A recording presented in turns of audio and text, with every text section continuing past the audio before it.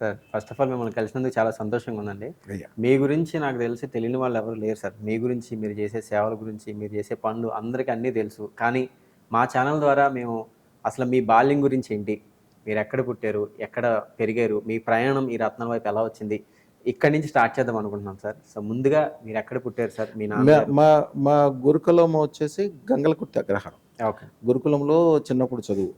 అలాగే ఇంగ్లీష్ చదువు కూడా చదివాము. 2 కలిపి చదువుకునేవాళ్ళము.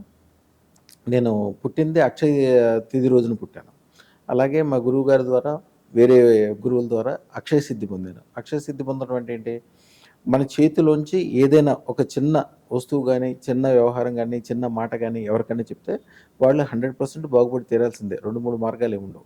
ఒక చిన్న విత్తనాన్ని తీసుకొని భూమిలో పాతితే దాంట్లోంచి ఒక మొక్క మొలిసి, దాంట్లోంచి అనేక విత్తనాలు ఒక మామిడికాయ టెంక పెడితే మామిడి చెట్టొచ్చి అనేక కాయలొచ్చి దాంట్లో ప్రతి దాంట్లో మళ్ళీ టెంకుంటది. ఆ టెంకని తీసుకెళ్ళి వేరే చోట పాతితే మళ్ళీ చెట్లొస్తాయి. అంటే అనంతంగా సంపదలు పెరిగే విధంగా. దాన్ని అక్షయ సిద్ధి అంటారు. యాక్చువల్‌గా కుబేర తత్వం అంటే కూడా అదే. కుబేరుడిని ఏమంటారు?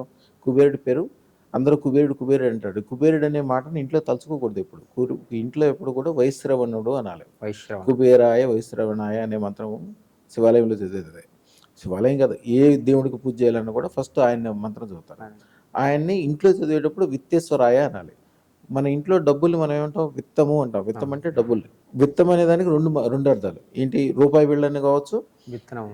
భూమిలో పాతే విత్తనం విత్తనం కావచ్చు. కూడా. మీ దగ్గరున్న రూపాయి, నా చేతిలో ఉన్న తీసుకున్న రూపాయి కూడా అలాగే అక్షయంగా పెరుగుతూ ఉంటది. అది ఎక్కడి నుంచి ఎక్కడి దాకా ఎన్ని రకాలుగా పెరుగుతదో చెప్పలేం.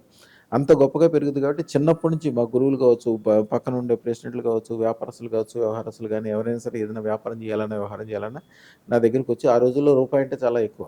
ఆళ్ళే రూపాయి బిళ్ళ తీసుకొచ్చి నా చేత్తో తీసుకొని, ఆళ్ళ చేత్తో తీసుకొని పసుపు బొట్టు పెట్టించుకొని దండం పెట్టుకొని వెళ్ళేవాళ్ళు. చిన్నప్పుడు నాకు చిన్న వయసు అప్పుడు కూడా పెద్ద పెద్ద వయసు 80, 90 సంవత్సరాల వయసోళ్ళు కూడా తీసుకెళ్ళేవాళ్ళు అట్లా.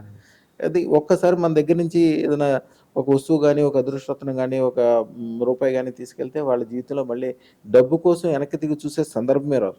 ఎక్కడి నుంచి ఎక్కడికెళ్తారో, ఎన్ని సంపదలు సంపాదిస్తారో, సంపదలంటే ఓన్లీ ధనమనే కాదు. సుఖము, సంతోషము, ఆనందము, ఆరోగ్యము, అందరితో దండం పెట్టించుకోవడము, మంచి పొజిషన్‌లో ఉండటం, పిల్లలందరూ బాగుపడటము, ఆరోగ్యాలు అందరికీ బాగుండటము, సమాజంలో ఒక ఉన్నతమైన పొజిషన్‌కి చేరుకోవటము, ఇయన్నీ కూడా అదృష్టరత్నం ద్వారా సాధ్యమవుతాయి.